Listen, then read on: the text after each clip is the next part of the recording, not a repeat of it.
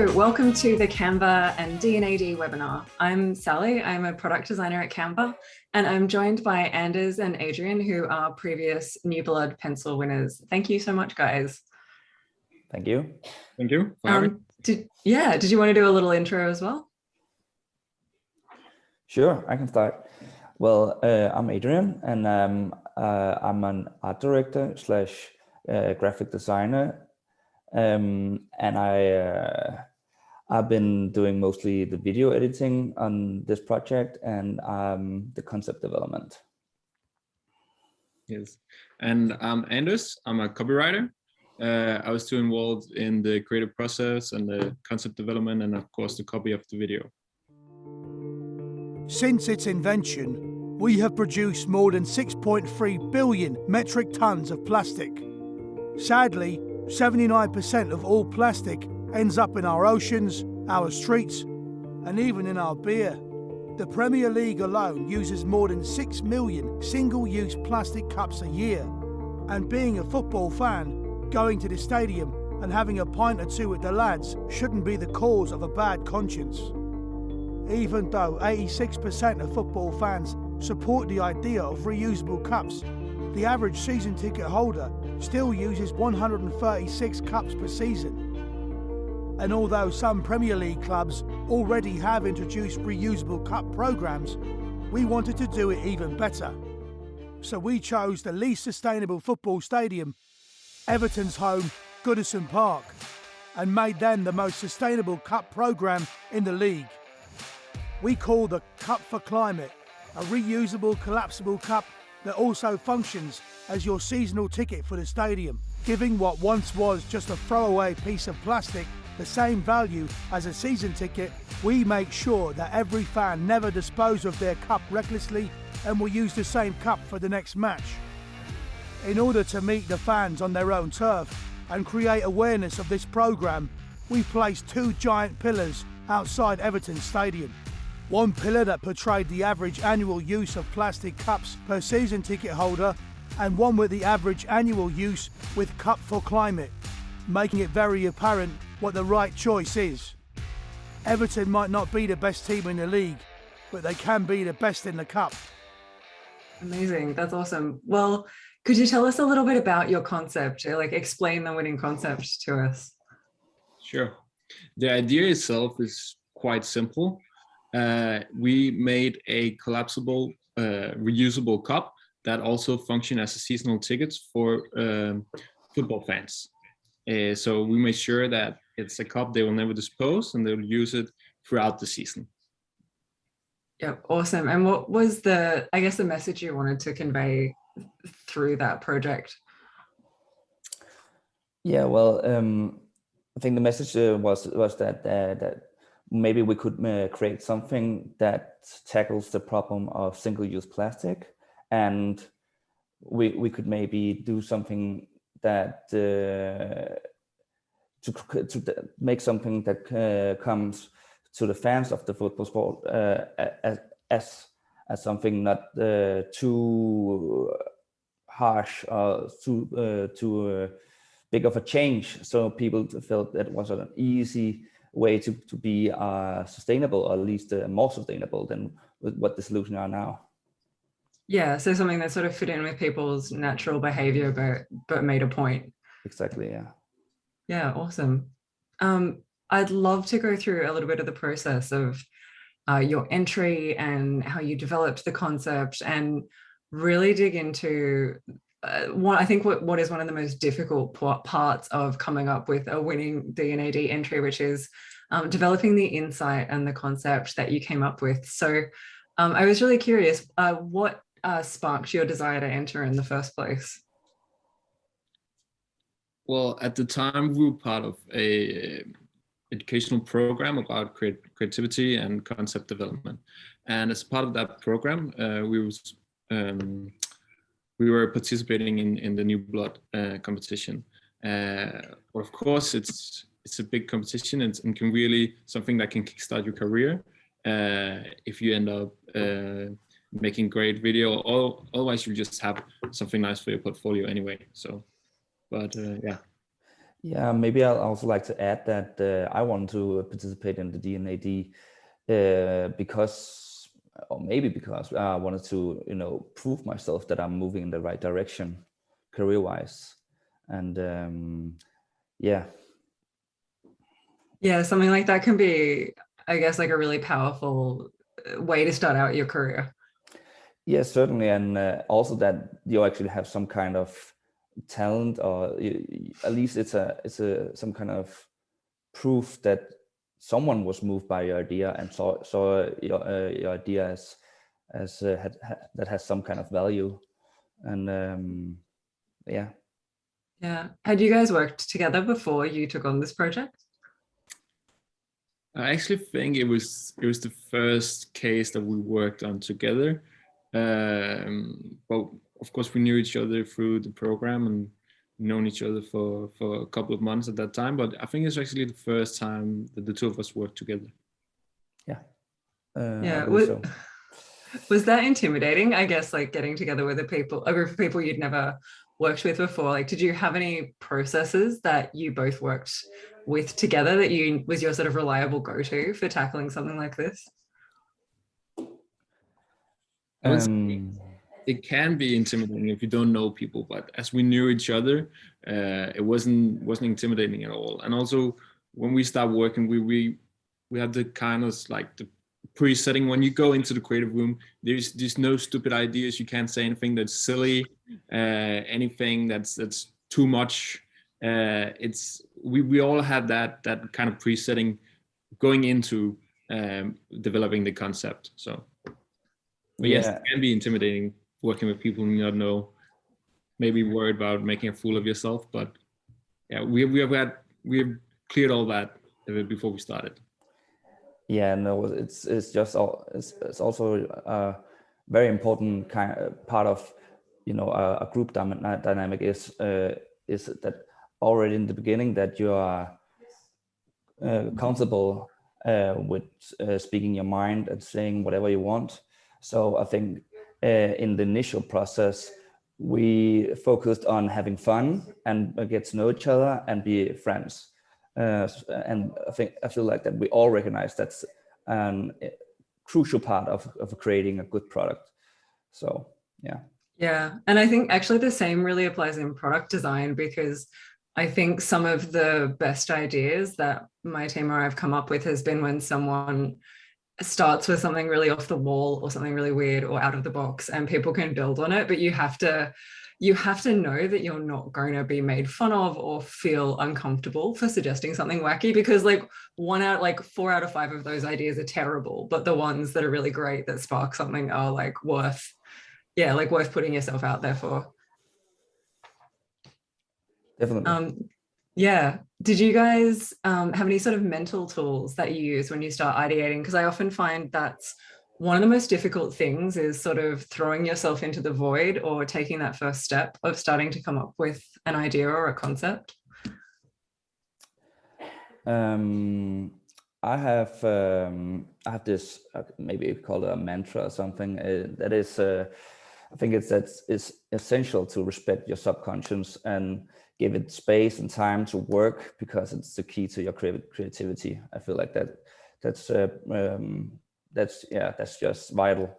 So what I do is that I make sure that I'm entirely in tune with the brief, what the brief asked me beforehand, and then I step away from it and do something entirely else, like go for a walk, take a bath, just let my mind wander off a bit, and give it time. Yeah, as I said, respect it.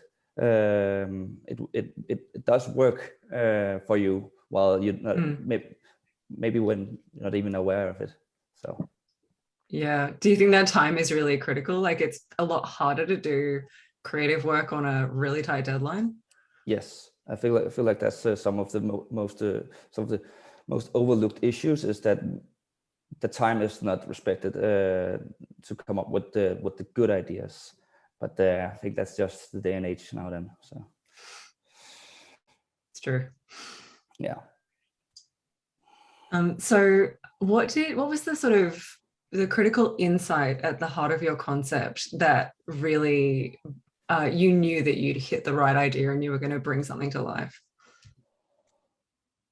I think when we started the process, we were looking for like a specific problem that we could make a solution to, because if you have a specific problem, then you will have a specific solution.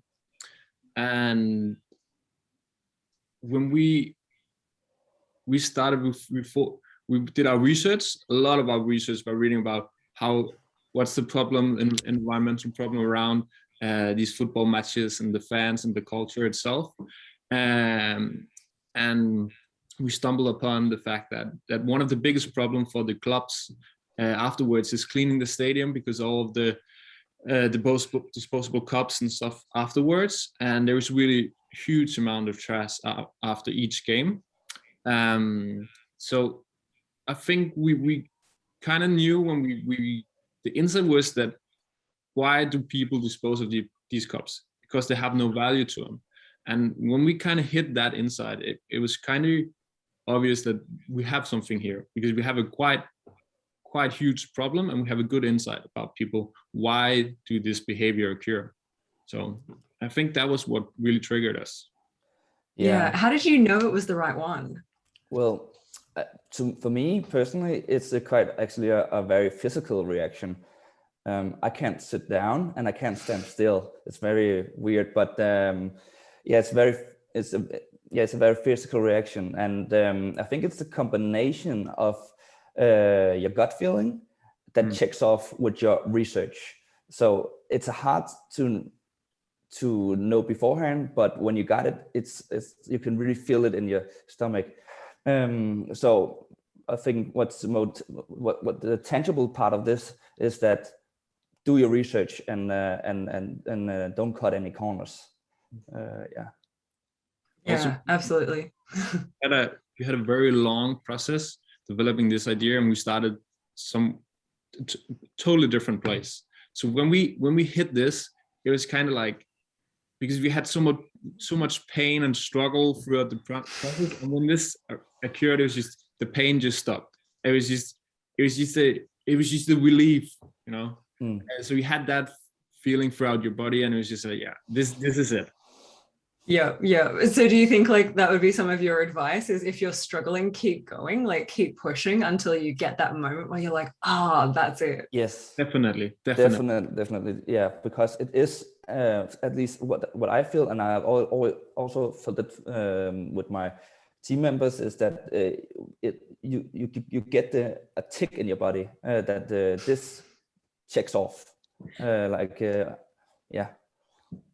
Yeah, I find it's always the one where you can just start riffing, and you just like so many, because like it's never when you get stuck on one idea and you're like, we've got the one idea, but it's when you start coming up with multitudes of different solutions and you're like, we could do this or we could do this, and it sparks.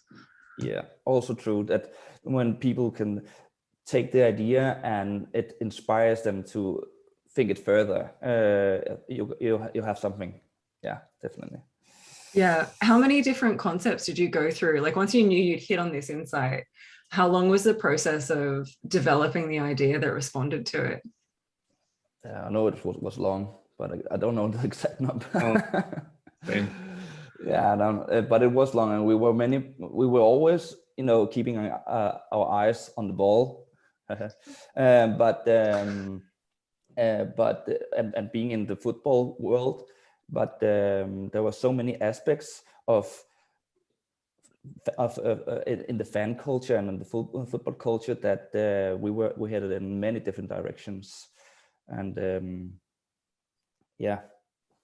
Are you guys actually football fans as well? Like, was there something that resonated personally with you? Well, I'm a huge football fan, but I was the only one in the group that was. So, but that kind of helped. But it can also be, if you think you know it all, then you might not be as creative as you think you will be. So it was also good to have someone that didn't know, because then they approach it with a totally fresh set of eyes. But yeah, it was also nice that I have some sort of reference. Yeah. So a good combination. Yeah, a good combination really worked for us because we could bounce things off of Anders, our ideas, and he would be able to say if it was done before or if he had seen something like it. Yeah, I personally have loved to play football and played for many years, but never been into watching it. Yeah, so. Yeah. How important was it to be able to have that personal connection to the concept, or have something, I guess, authentic that came through there? I'd say it's quite important, but I think it was not the fact that it was about football that was the main driver of the energy towards the project. It was more that it is the struggle, or it's the battle against the climate change, and feeling that we could actually contribute to that. I think all of us was quite happy about that. Yeah, and also I do feel that it is important to have a starting point of passion, and then you can work from there. For example, I had a colleague who was who's much into outdoor life and living, and he had this silicone collapsible cup, and I was so fascinated by it, and I couldn't stop touching it, and it was in the midst of this whole process, and we just ended out with that silly cup being an essential part of our idea. So yeah, it's just also to let you be inspired by your environment, be open for it, and have your eyes open for every kind of whatever comes up to you and approaches you, just be open for it. Yeah, totally. And I'm really curious, because you said you went through a lot of different concepts. One of the things that I'm doing if we're trialing new concepts or trialing new ideas is I'll go around and bounce it off everyone I know. I'm sure it's quite hilarious, the number of people that have actually seen an idea by the time I'm happy to show it to the world. But did you guys have a similar process when you were road testing the concepts? Yes, we did. And we actually started off somewhere totally different, and we found some plates would use kinetic energies, and when you're jumping on them, they create energy. And we were working with that in the beginning, and we actually set up a meeting with an engineer that we did not know, and tried testing in the idea to see how much he was calculating how much energy could it generate, and he shut the idea down, and then moved on to the process. But also when we developed the Cup for Climate, we talked with football fans who have seasonal tickets and regularly go to football matches, and to see if the idea would sort of resonate with what they experience when they're going to football matches. So yeah, a lot of people were involved, colleagues, friends, family, everything. Yeah, we even managed to get a hold of a manager of a stadium, and I actually think she was the crucial part of this idea, because she was like, we asked her what was the biggest problem that they were facing, and they told us she told us that it was the single-use plastic cup littering afterwards after a match. I think that was a crucial part as well to get us in the right direction. So yeah, go out and talk to people. Yeah.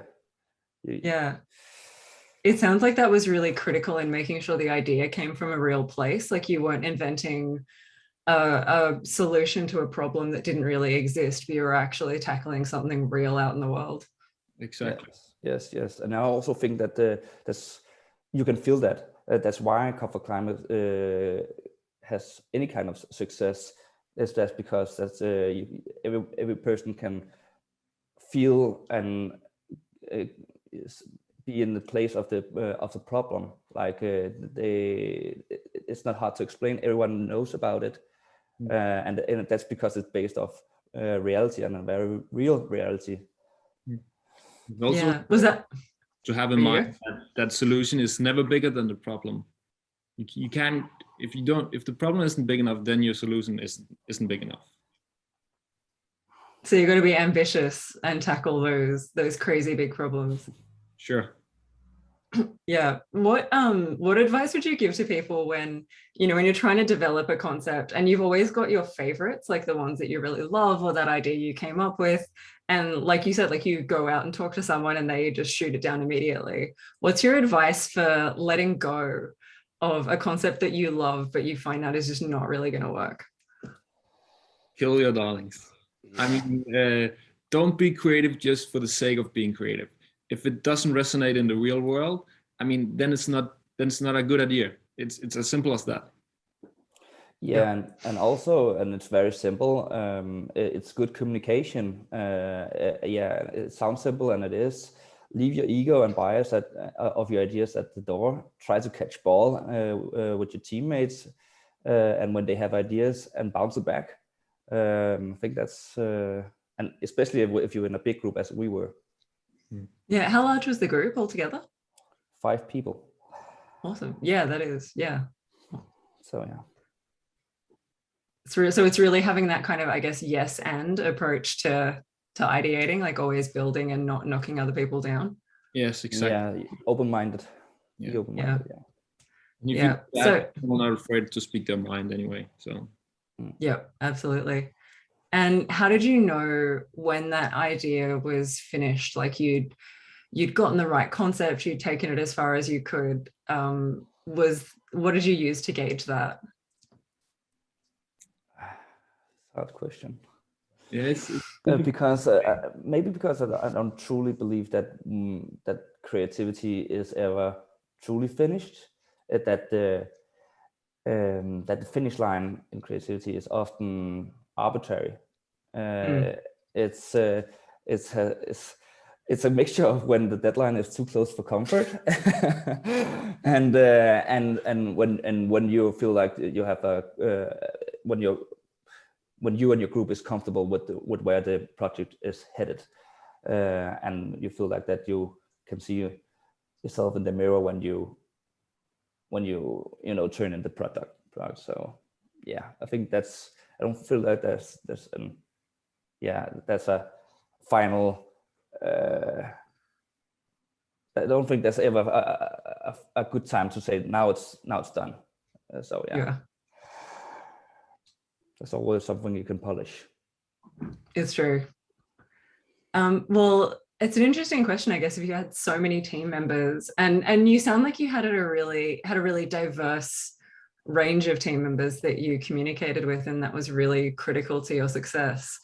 What were the differences in how you guys communicated your ideas to each other? I mean, I think, it's a stereotype that art directors communicate visually, copywriters express themselves with words, but what are your best practices for making sure that everyone felt understood and heard?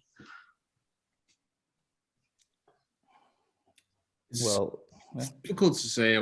I mean, we just had like good conversations where people were really allowed to speak their mind, and it was not like people taking turn. It was more like a flowing conversation. And if you get into that, I really also believe that people saying something over here can spark ideas in your mind. And if you get that sort of like flowing conversation, I would say people will always be able to speak their mind and say whatever they have at their heart. So yeah, and also when you have that flowing conversation, it really helps you feeling free in the group and not being worried about saying something silly. Yeah. Yeah, and I would also like to add that we were very thorough, that everyone got heard. So what we did was that in the initial phase, we had check-in dates, which where we all prepared a presentation of what we've been inspired by since the last time we met, and why and how we could use it for our project. So that makes that everyone comes with their personal ideas and thoughts, and they present it for everyone else in the group, and then they can bounce it back. I feel like that was a good tool to make sure that everyone is heard and no one is overruled. Yeah. Did you manage to, were you lucky enough to be able to meet in person, or were you doing a lot of this work digitally or over Zoom? Well, we did, the initial phase was actually through Zoom a lot due to the lockdown. But at the end, it was more, we were able to meet in person. And I would say it's a lot easier when you're able to meet in person, because the conversation gets flowing a lot better.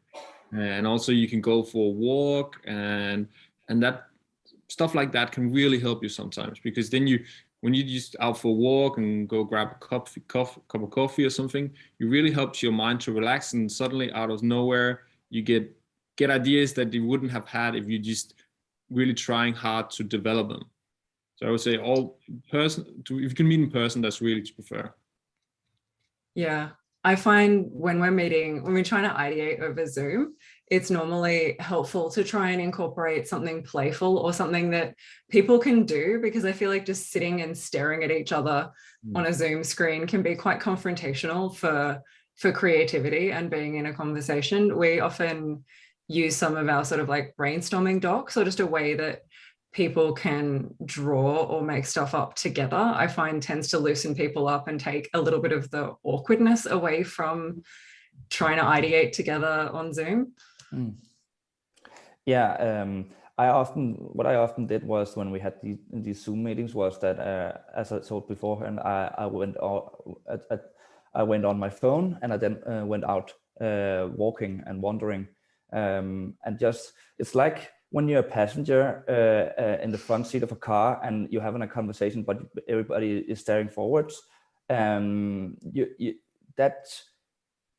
just, I don't know how to explain it, but that just creates like some kind of room for you to make your mind wander as well, and come up with some. Yeah, it just loosens your mind up a bit, and lets your creativity flow a little bit better. So like try to maybe also respect that your mind has to not be too focused. If that makes any sense. Yep.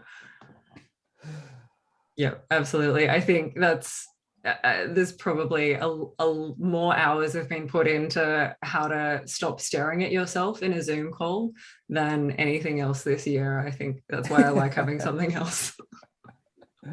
Very true. Yeah. What do you wish you had known before you started ideating and pitching and working on Cup for Climate and entering the D&AD Awards?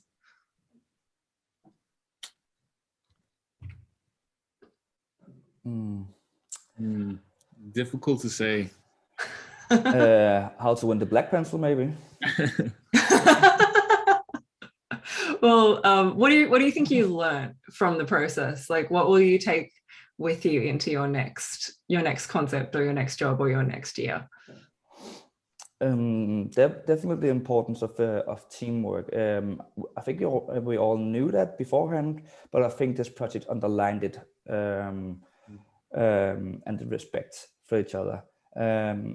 As I'm the only one who has actually who was actually educated in the creative industry, and sometimes you can get ahead of yourself and think that you are maybe a little bit better off because you have an education in creativity, but turns out that that's not at all what it is about. It's only about creating a great group dynamics. So again, leave your ego at the doorstep, and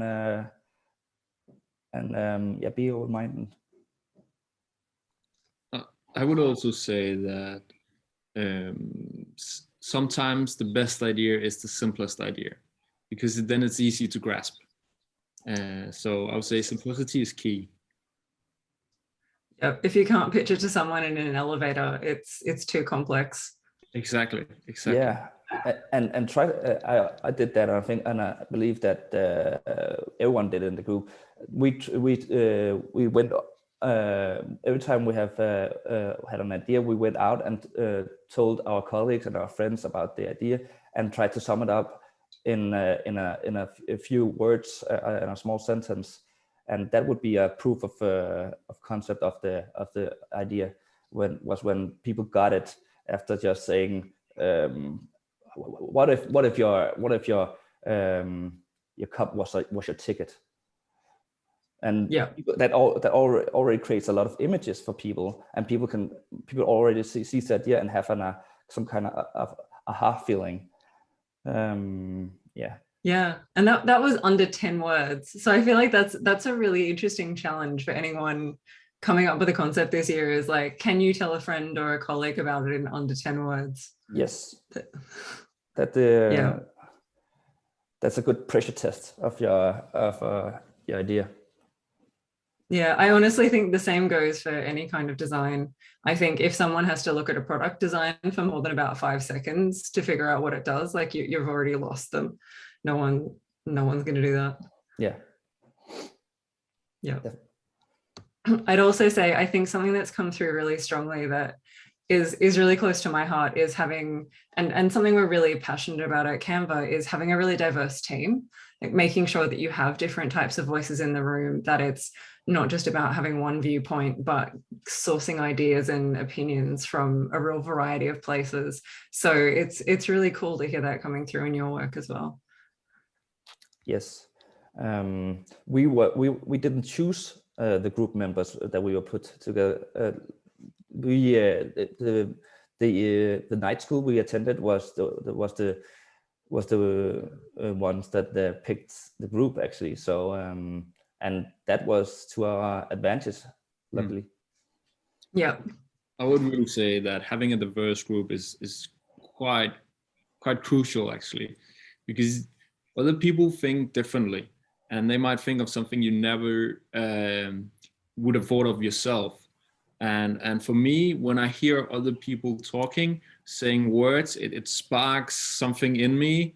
And when they're saying words of thoughts that I wouldn't have thought of, it sparks other thoughts in me, and really helps you get all the way around the problem you're trying to solve, or the idea you're trying to create. So I would say it's really key, and it gives a good dynamic in the group, I would say. Yeah, and I think that's actually, like, obviously one of the strengths of your concept is you could take that, like, there are so many countries that play football. You could take that concept to someone in any country, and it's independent of nationality or culture or age or anything. Like, you can just get it, and that's the strength of that idea as well, and it's much rarer to hit on. Yeah, and it's not only, it's not just football, it's like any kind of stadium events, and any kind of sport. So yeah.